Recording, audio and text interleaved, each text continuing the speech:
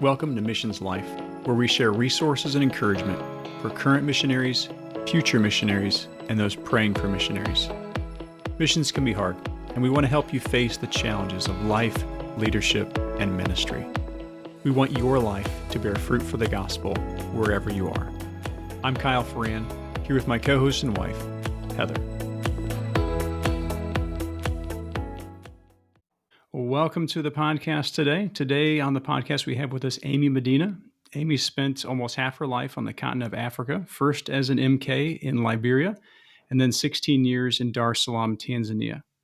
Amy's ministry was at Haven of Peace Academy as a teacher and administrator, and the Medinas relocated to Southern California in 2020, and she now serves with Reach Global as a coach, placement specialist, and trainer for pre-deployment missionaries. Amy blogs at www.amy-medina.com.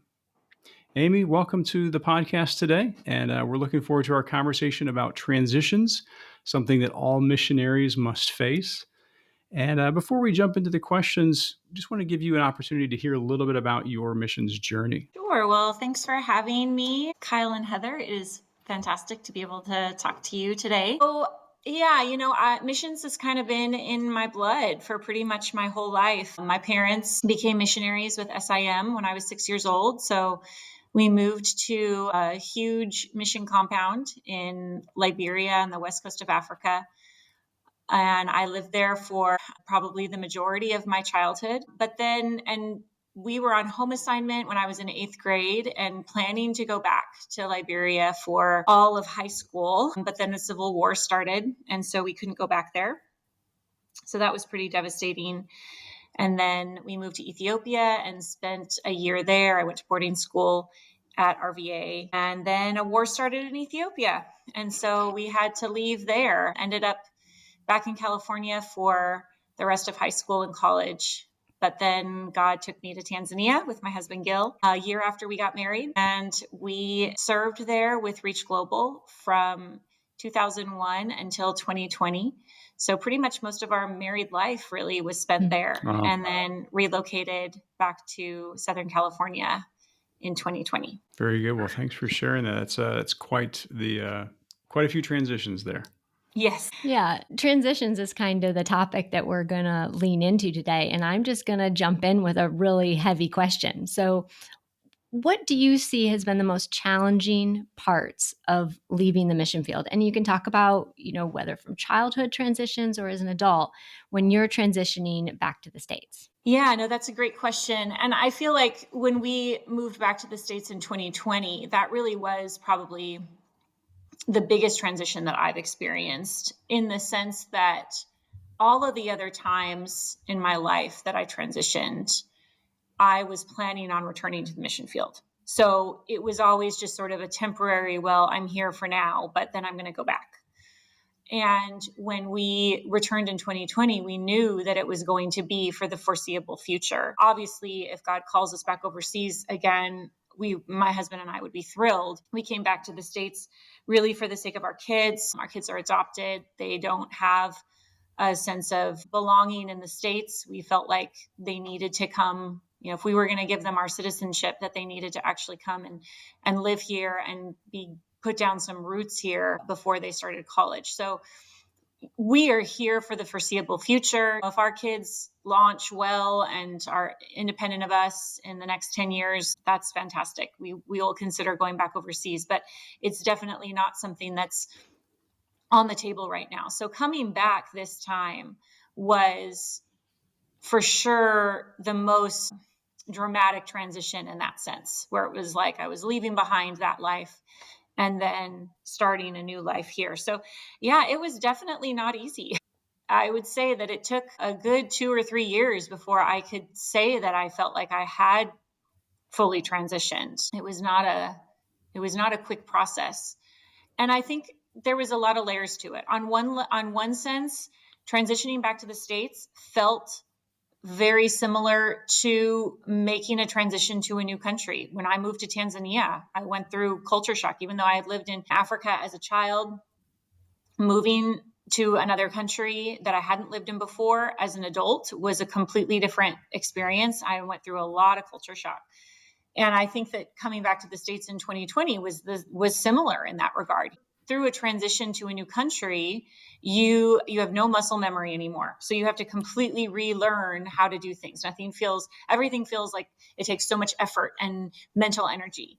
So even just, learning how to do things again is just an exhausting thing. But then obviously getting to know American culture again was a huge part of it. And the American culture that I came back into in 2020 was very different than the culture that I had left 16, 20 years before. So yeah, even just, it was a cross-cultural experience to get to know people again. But I think that then there was just also dealing with the loss of what I had left behind in my missionary life. The loss of community was huge. That was all of the different pieces of community life that was just so beautiful on the mission field was something that I acutely felt the loss of when we came to the States. Also, just in the States, it's just a lot harder to have a kingdom focus.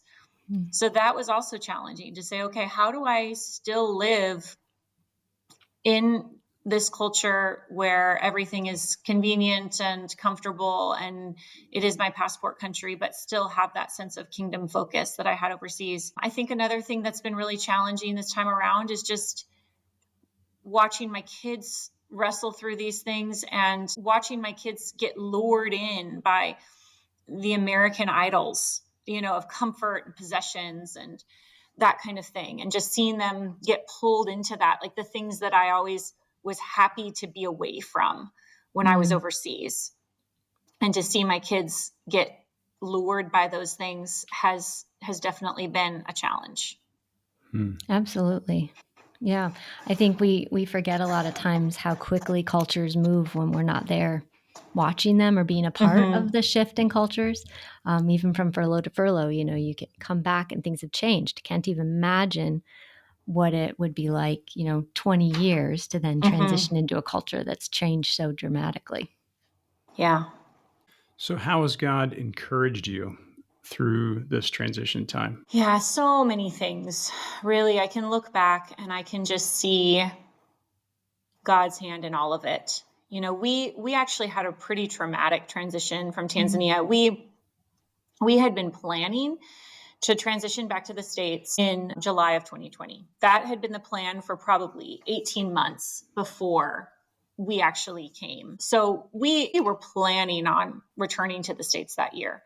Obviously, we weren't planning on the pandemic. And our field in Tanzania, our team was pulled by our organization, and we were required to come back to the States at the end of March in 2020. So our transition, we had so many different layers of hardness to it, because it would have been hard anyway to leave our life and come back to the States in July. But then we had the added trauma of the fact that we had to leave our home in 4 days at the end of March, and we didn't get any closure. We didn't get it was just a frantic packing and trying to close up everything really, really fast. So yeah, there was just a lot of really hard parts to that. And I would say for a long time, I wasn't okay, honestly, through that. But I can definitely look back on all of that now and see God's hand.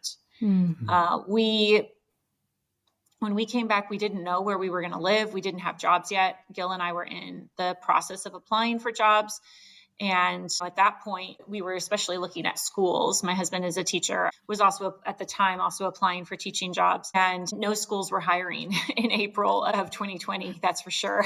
Right. So, we were really just in limbo for a long time. We kind of lived like hobos, bouncing around between family members. We'd stay with each family member for about 3 weeks and then move on to another one. So yeah, so we didn't know where we were going to land, but then eventually what happened was we got a job, but my husband got a job at a school in Southern California, and the school's principal was our best friend from Tanzania. Wow. It really is just such an incredible gift. But a year before we had left Tanzania, our best friends who had been our teammates, who we had worked with at Haven of Peace Academy for a decade. They came to California a year before us, and he became the principal at this school. And when that happened, we were thrilled, of course, because we were like, well, we're planning to go to Tanzania, and we're planning to go to California as well.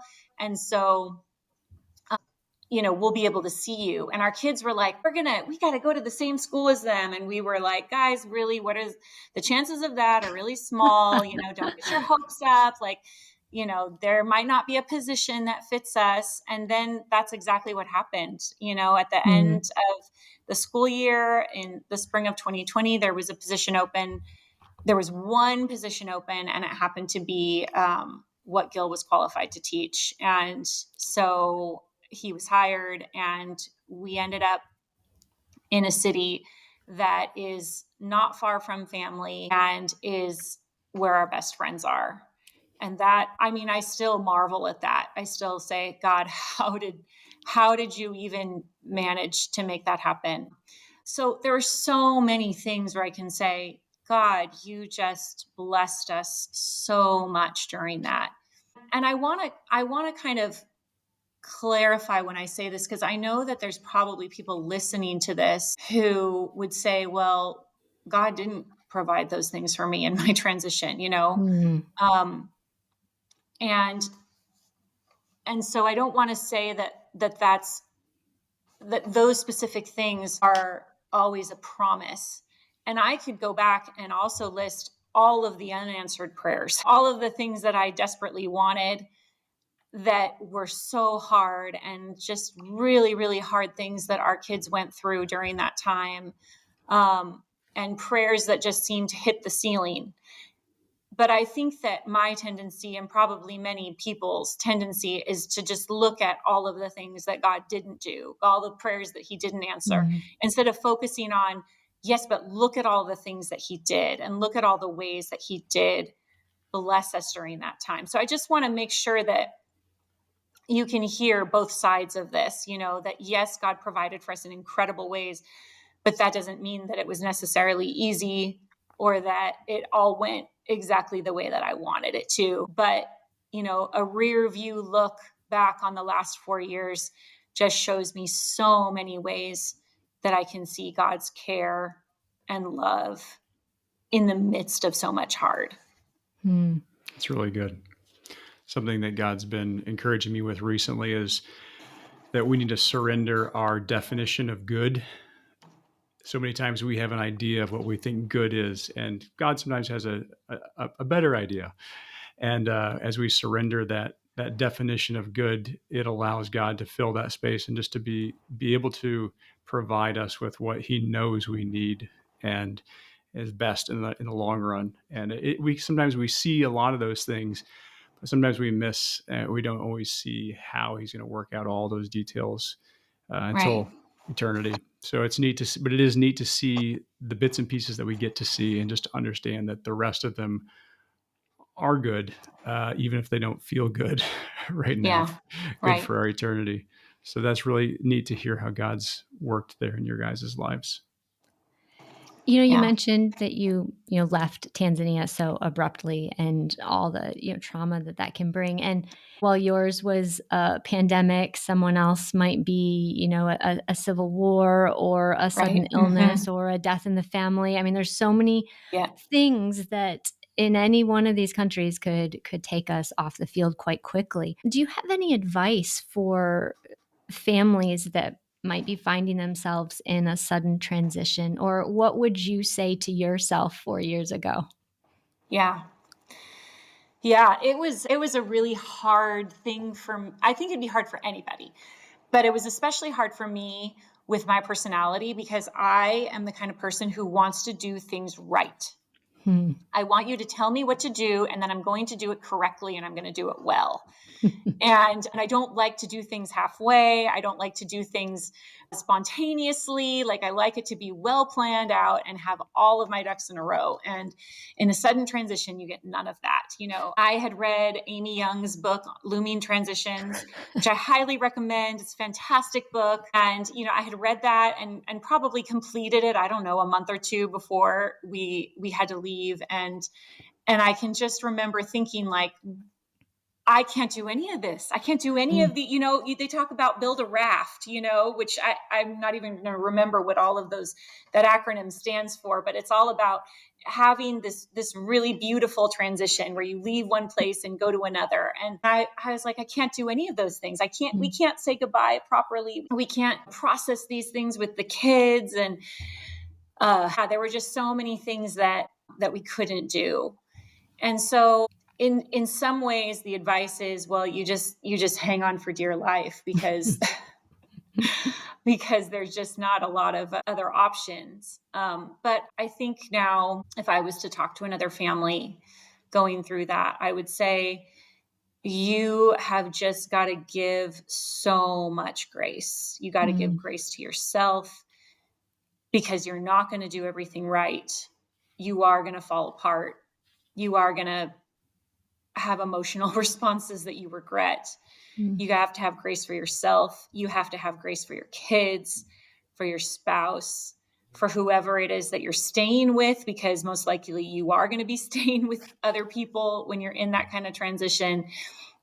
You just need to have grace for everyone, because it's just one of those extremely difficult situations. And I would also say you need to keep telling yourself that it's not always going to be this hard.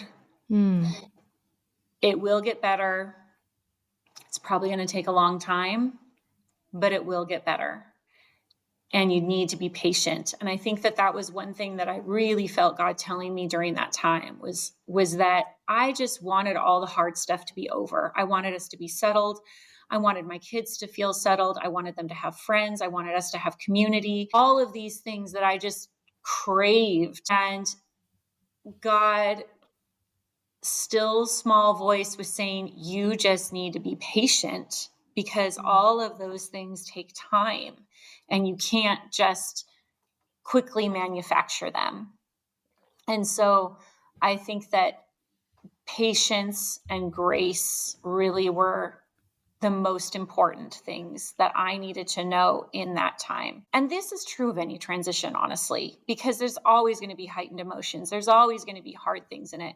But I think especially when there's a sudden one and you don't have time to prepare mentally or spiritually, and you've got all of these hanging loose ends everywhere, that it's just even more important to remember that grace and patience. I would say other things that have really, really helped was going back to Tanzania. My girls and I were able to go back a year later, and then our whole family went back just this past June. And I would say that was just so incredibly healing for all of us. And especially because we didn't end well, especially because we didn't have a really neat, pretty transition.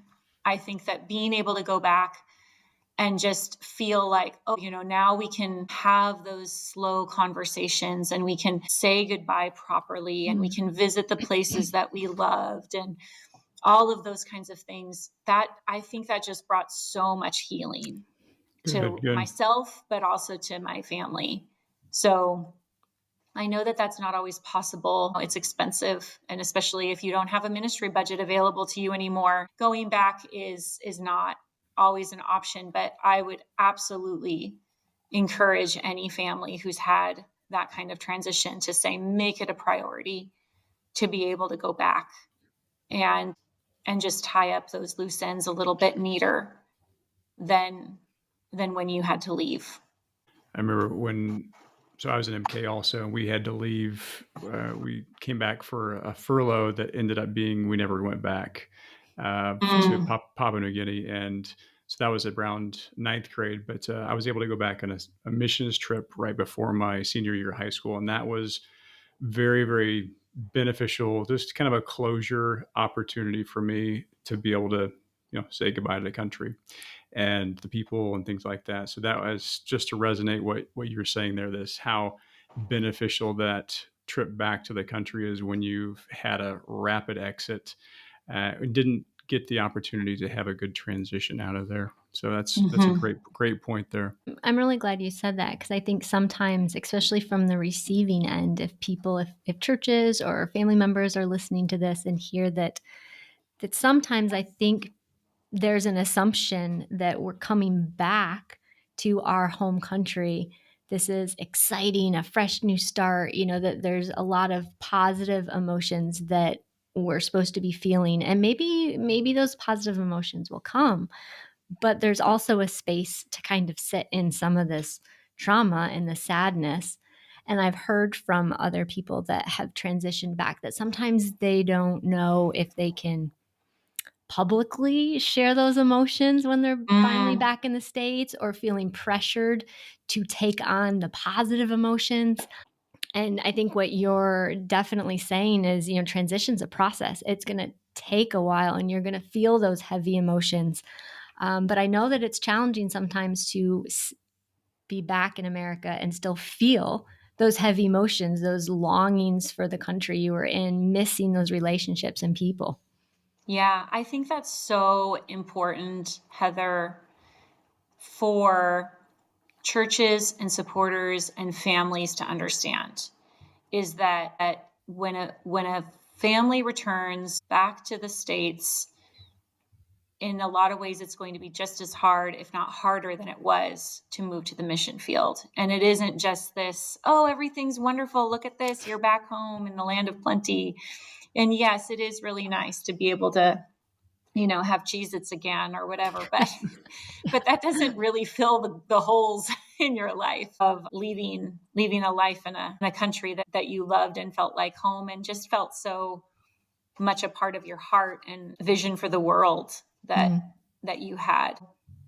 Yeah, I'm glad you brought that up, because I think that is something that's often misunderstood among the people that are receiving returning missionaries. Yeah, I think it can be really beautiful when we can give people a space back in the States, a safe space to mourn the country they just left. Yes. Yeah. What have been some ways that you've managed relationships with supporters as you've transitioned back to a stateside role? Yeah, I feel really blessed, truly, because I feel like my supporters have been really amazing and gracious, and have continued supporting me in now that I'm working in a stateside role, and I am still on support. I feel like there are a lot of missionaries who are in my same position, where they do come off of the field and they stay in a stateside role. That's pretty common. Mm-hmm. But what is more rare is that their supporters stick with them. I think that is much harder to maintain a support base when you aren't in an exciting role overseas. And that makes me sad, because I wish that supporters in churches could really understand how important it is that a lot of the roles that are required for stateside support and missions are filled by people who have experience overseas. Mm-hmm. And so that's one thing that I would really love to see more of the American church getting a vision of, is just how important it is for returning missionaries to be in these roles, and then continue to support them in theirs. Talking kind of practically, what kind of steps, once you got boots on the ground and kind of get your guys, get your whole family moving in a direction, what kind of practical steps did you take to try to reintegrate into culture and lifestyle in the States? Did you kind of approach it just like you would learning, like you moved to a whole new country? That's exactly what I was going to say. Yes, that is exactly it, Heather. I feel like we needed to come at this the same way that we would come at it anywhere else. So what that looks like specifically is, when it comes to the culture, we realized, okay, we need to look at American culture the same way that we looked at Tanzanian culture. A good missionary is basically an anthropologist. If you go overseas and you say, what is wrong with these people? I don't get these people. They're wrong. I'm not even going to try to get to know them. Well, you're not going to last very long as a missionary. And I think we know that as missionaries, right? Like as missionaries, we know that we have to go into a new culture as an anthropologist. We need to really be a learner. We need to look at the culture and try to really understand what people think and not just say you're wrong. But there is a sense among missionaries where we feel justified in being negative about American culture. It's in some ways we almost kind of wear it as a badge of honor. And that's actually another form of arrogance, like if we are going to say, well, I just love other cultures, but American culture stinks, that is just kind of another form of arrogance. So I think that, we had to make conscious decision to say, okay, I need to really understand Americans. And that can partly be secular Americans, the unbelieving, that the whole expressive individualism worldview that permeates our culture right now. I need to really understand it. I need to go at it as a learner and to say, okay, I'm going to read books. I'm going to read articles. I'm going to talk to people and really understand what they're thinking. So there's that culture, but then there's also the American Christian culture, which also sometimes feels foreign to me. And I need to do the same thing with them and not just stick my nose up in the air and say, well, I understand better than you and I know better than you, but to say, what is motivating them? What really are they thinking? How can I actually understand what's going on here? Because if I'm going to ever have an influence, if I'm ever going to have an impact either on Christian culture or on secular culture, it has to come from a point of first understanding. And so I don't want to make this seem like we got this all right, because trust me, there's been plenty of times when I've been very judgmental. But then consciously reminding myself, okay, I need to go at this the same way that I looked at the animist culture, the animist worldview in Tanzania, and not come at it with an attitude of you're wrong and I'm right. But how can I understand it? And how can I filter it through the lens of scripture? Obviously we still do stand on truth. We still do say there is a right, there is a wrong, of course. But first I need to understand what someone's motivations are before I can start to speak truth to them. So that's one aspect. That's sort of on the philosophical level. When it comes to more practical things that we did, I think we just had to have a lot of intentionality. Americans are busy and they are so independent. Independence just and autonomy just sort of is the air that we breathe in the States. And so it is hard to get to know people. Maybe this is not true of all parts of America. This could be more California. I don't know, but it is just really, really hard to get to know people. And it's hard to go deep with people, to go beyond just a surface level. And so what we had to do was just be very intentional. We had invited lots of people over for dinner. We started a home group. There was several home groups at our church and there wasn't a good fit for us. And so we said, well, hey, could we start one? And they said, sure. So we started a home group, which was great because then we could just infuse our own DNA into it. We place a huge emphasis on spending time together and being vulnerable with each other. And I feel like we've been able to start creating the kind of community that we wanted to have.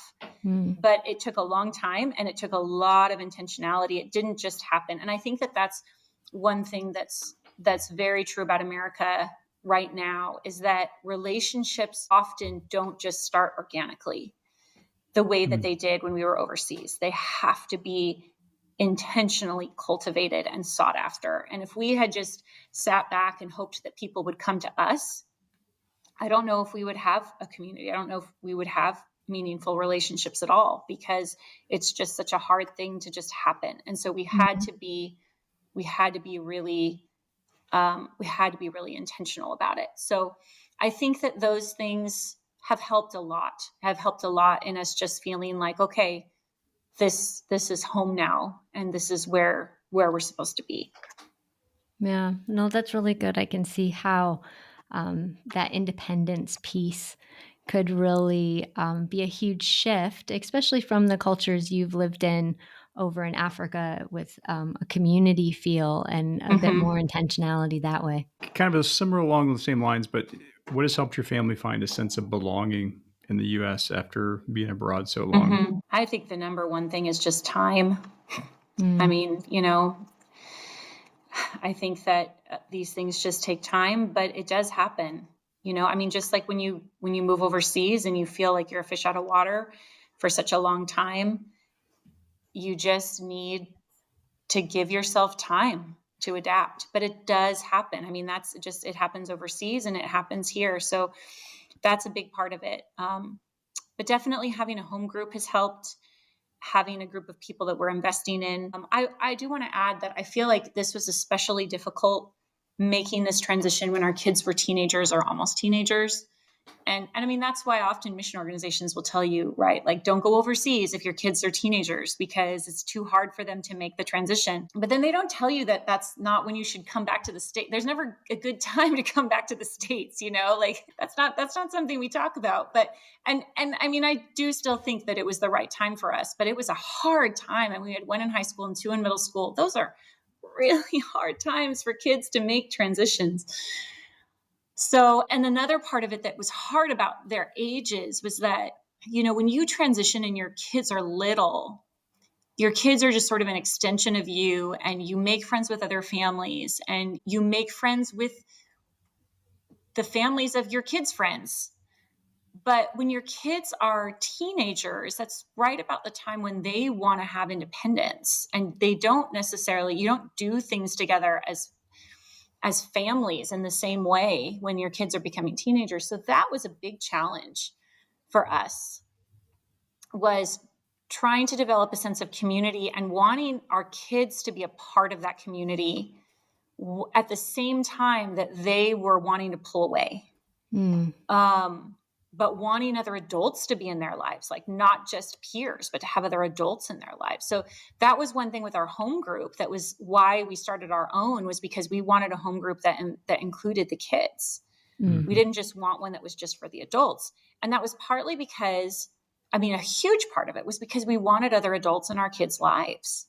And so we needed our community, we needed their community to not just be their peers, but to also include other adults that would be speaking into their lives.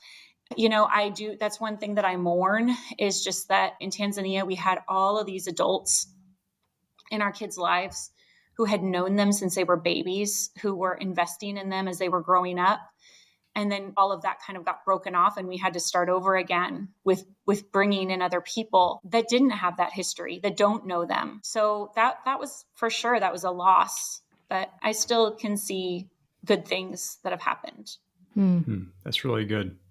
When you mentioned time, and we've transitioned to 3 different countries now, and I think we've estimated it's about at the 18-month mark for our family. We're like, okay, things are starting to feel normal now, and I'm sure every country is a little bit different, but we've noticed that it takes that amount of time, even though we've done it a few times, to feel that way and to feel settled, and then to be able to move on.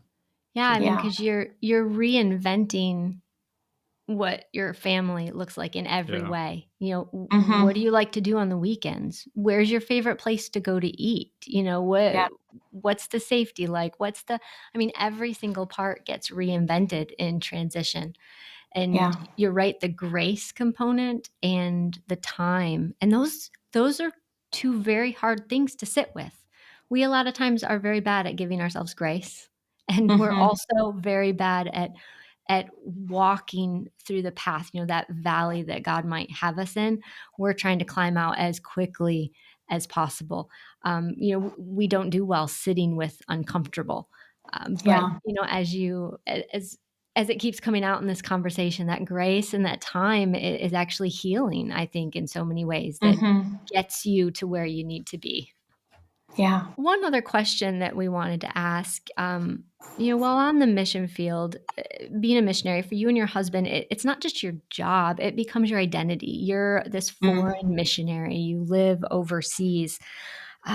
What kind of identity shifts did you go through when you left being a foreign missionary to being stateside? Yeah, that's a really great question. There's a few different aspects of this. So I feel like one of the things that God did in me over the years that we were missionaries was to help to break down this kind of hierarchy that I had established in my mind of spirituality, and that missionaries were sort of at the top of that spiritual hierarchy. I think I believed that when I was younger, and that being a missionary was kind of a proof of my own being spiritual. As anyone knows who's been on the mission field for a long time, it will break you down. So I think that that had already been smashed over a long period of weakness and failures and not feeling spiritual at all. So I feel like when we came back to the States, I wasn't necessarily struggling with, oh, I just must not be as important or as valuable. Whereas if we had come back 10, 15 years prior, I might have felt that way. Like, who am I? But there is still a sense of everything I did had meaning when I was overseas, and now it's just ordinary.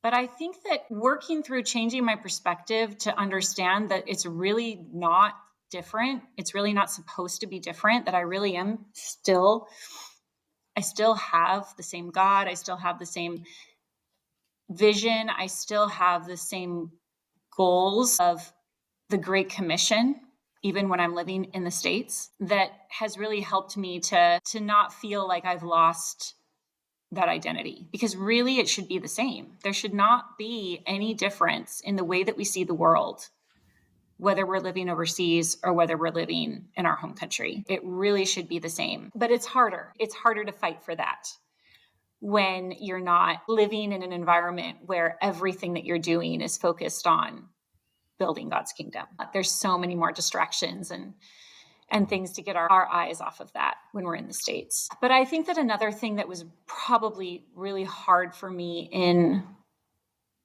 identity in moving back was feeling so unknown. And for some people, if they move back to the same city or the same church that they were at before, then they might not necessarily have that same sense of loss. But we had lived in Tanzania for such a long time, and in our community at the school and in the missionary community, we were so known, and we were the people that everybody came to for questions. We were the veterans. We were the ones that had been there for the longest, or close to the longest. And so we were known, we were appreciated, we were used, we felt competent and valuable, I guess. And so then to come to a new community where nobody knows us, and we're in a church where nobody knows what our gifts are or how we could serve or things like that, I just felt such a sense of emptiness, a feeling like nobody knows me. And I don't know them either, so it was a two-way thing. But that was a huge loss for me. And some of it absolutely was pride that just needed to be, dug out. But some of it, I think, absolutely was just a God-given or a God-created need for feeling known. And so I really had to learn to just lean into that sense of emptiness and loss of who I was. And I think, I think it's because our identity is meant to be wrapped up in the church. It's meant to be wrapped up in community. We're never meant to have this identity that's separate from being with other people. And so that's why I feel like, yes, some of it was pride, but some of it was also just, this is how God created me to be. So learning again to just say, okay, you know what? I'm going to take this emptiness to Jesus and ask God to use it to help me to identify more with him and his suffering, and trust that he's enough and that he can fill me up. Yeah, sounds like Yeah, a key part of that sounds like just that ability to use the giftings that God's given us. And, when you have that in your missions and in the community of missions, that loss of that, trying to find those new places to be able to use those can be just a time of uncertainty. But I think it's good for people to hear that in a transition like that, they can potentially expect this time where they might kind of feel lost as to, okay, who am Yes. I now? Hmm. Right. And Mm-hmm. anticipate that and be okay with that time that it takes for God to show you exactly where you fit. Where's He going to use you again? Who's going to know who you are? Type thing. Yeah. Once again, that a little bit of a waiting space there. But sometimes we Yes. can, when people have said it, then we can try to anticipate it in some ways. Mm-hmm. Right. There was a book by, I think it was Terry Walling, called Stuck. And he talks a lot about just that, being willing to sit in those uncomfortable spots to see what God's doing in our hearts during those times as well. It's not just, plow through and get to the next thing. Sometimes he wants us to be, he's doing a work in us through that process as well. And so there's so many things that he's doing to grow us and pull out our pride, and using the different life experiences to work on us that way. So Yeah, absolutely. That was a huge, huge thing. I mean, I've touched on that earlier in this, but I wanted to skip over all the hard stuff. I wanted to just skip over all of it and just be settled and happy and, feel like we belonged. And I didn't want to go through that hard thing. You're absolutely right, Kyle. Like, God has such important things to teach us in the middle of all of that hard stuff. And if we try to ignore it or try to skip over it or try to just make it go away, then we miss out on so many important things that He wants for us. that's good. What kind of support or resources have been helpful to you during this transition back to the States? Anything that you've found, or anything that churches or individuals have done that have been helpful? One thing that was extremely helpful for my oldest daughter was going to a TCK retreat, which Reach Global put on, our organization. And she went to that a year after we got back. And it was a huge turning point for her, just in her acceptance of who she was and her understanding of her identity as a TCK. I would highly recommend that for any other TCKs. My younger ones were too young at the time to go to it, and now there's no way I'm going to be able to convince them to go. I really wish they would, because I think that they need it, but maybe someday I'll get them to go. For my oldest, definitely it was such a good thing, and I would definitely recommend that for It's good. for any TCK, to just really get that intensive training and understanding of who they are. Honestly, if I was to do it over again, I would absolutely want our whole family to go to some sort of reentry camp or retreat or something like that. I think that would have been hugely beneficial to us. Those things weren't happening in 2020 at all, and then by the time they started up again, it was like we had moved on with life.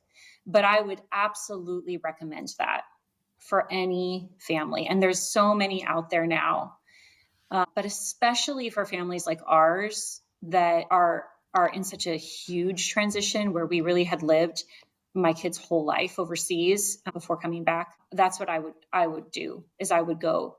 So if there's anybody listening who's on the fence about it, just do it. Like find something like that for your family to attend, because I think that that's something that, you can't always tell, would it have been different? I think it would have. I think it really would have helped if we had done it as a family. Yeah. Everyone that we've ever talked to that's been through a transition and has gone to one of those are like, yeah, it was the best thing we could have done. We didn't know how much we needed it until we went. Yeah.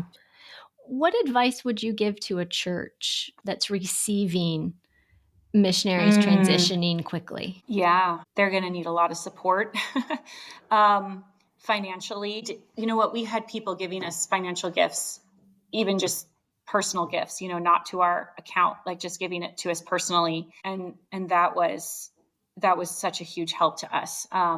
Gift cards and things like that. We had, we left behind so many of our possessions, which we would have anyway, but because we left so quickly, we didn't get to really like sell things for money. We ended up giving away most of everything. So we needed to start over again from scratch as far as just all of our possessions. So the financial help is huge. But I think that even just recognizing that these families, any family who's transitioning, but especially a sudden transition, is just going to need a lot of time and care and people checking in on them, and not just assuming that a month or two is going to be enough time for them to feel like they've really transitioned, that it's going to be a much longer process. And giving them space to talk, asking lots of questions. I think that's true, again, of any missionary that's coming back to the States, whether they're on home assignment or transitioning, is just to ask questions and help them to talk and to process it is hugely helpful. Not assuming that they're happy to be back or that they have mixed feelings, which really is what it usually is. So it's always such a mixed experience. I think that all of those things can be just wonderfully supportive. So no questions like, "Are you happy to be home?" Those don't land well. Right. Yes. How is somebody supposed to answer that question? Like, no, I don't want to be in America. I mean, they don't want to hurt your feelings or they don't want to sound grouchy, but just it's complicated. It's not an easy question. It's not an easy feeling. Yeah, it is difficult especially for kids, especially to navigate that and know how to work with that. I've really enjoyed all these things we've touched on, and we could probably keep going deeper and deeper in so many rabbit trails. But I think it's good to say out loud a lot of things that you've said, that it's not easy, that it's going to take time. We need to give grace. We need people to receive us well with deep understanding, on the other side of the pond, so to speak. And that these emotions and these trials can all be given to God, and we can allow Him to work in His timing to do incredible things with those. So I'm so thankful, Amy, for you coming on and sharing this difficult journey that your family had been on. We didn't mention at the beginning, but we were in Tanzania at the same time. So Yes. we got to hang out at school events and different things. And we appreciated your and Gil's ministry and your family so much in Tanzania. And we continue to greatly appreciate how you're building into missionaries in your mission agency and continuing to prepare people to go. We thank you for that. Thanks, Heather. I think Tanzania was definitely a unique melting pot of mission agencies that I have not seen anywhere else. That was a neat community there that God allowed missionaries and MKs to be a part of there. So I think everyone that's left that has grieved the loss of that community there. So Absolutely. But now we want to kind of pivot and ask just a few fun questions. We enjoy picking people's brains. Yeah, what's something that you've read recently or listened to that you've enjoyed or found helpful? Well, I am definitely more of a reader than a listener. So yes, it'll all be things that I've read. So in the past few years, a few of the books stand out to me. One of them that I read in 2020 that has stayed with me this whole time is called J Curve, and it's written by Paul Miller. And I read it really at a very low point in our transition, but it really gets into kind of what I touched on earlier, which was pressing into the hard things in our lives so that we can identify with Christ. And it gave me so much sense of hope and purpose in a time that just felt so hard and so empty in my life. And so I definitely recommend that book. It's been transformative for me. The other one, so the Elizabeth Elliot biographies that have come out. Now, I've read the two that Ellen Vaughn wrote. I know that there's another one that's, I think by Lucy Austin or something like that, that is also gotten really great reviews. But Elizabeth Elliot was absolutely one of my missionary heroes, no question. And reading these fuller biographies of her life and getting a picture of how much she wrestled and how much time she spent in the abyss of doubt and uncertainty and fear really, really gave me such good perspective on missions. I feel like the things that she wrestled with are things that every missionary wrestles with and sometimes is afraid to say out loud. And so getting that fuller picture of her was just great. And Ellen Vaughn's, it's a 2-part series. Ellen Vaughn is a fantastic writer, and she is very transparent. I mean, like she writes in a way that is very fun and presents Jim and Elizabeth Elliot very transparently, but it's very easy to read. And yeah, I loved those books. They were great. And then the third one that I also loved recently is called You're Only Human by Kelly Kapic. I'm not sure how you say that, but that one really gets into our finiteness. And that was an aspect of theology that I really, really had not contemplated. And for me, as a perfectionist who loves to do things well, such an incredibly insightful book to help me remember that I'm human and that I'm not God and that I can't control everything. And that was a really impactful book too. That sounds like one I need to put on my reading list. We will definitely be putting all of these in the show notes for people to look at.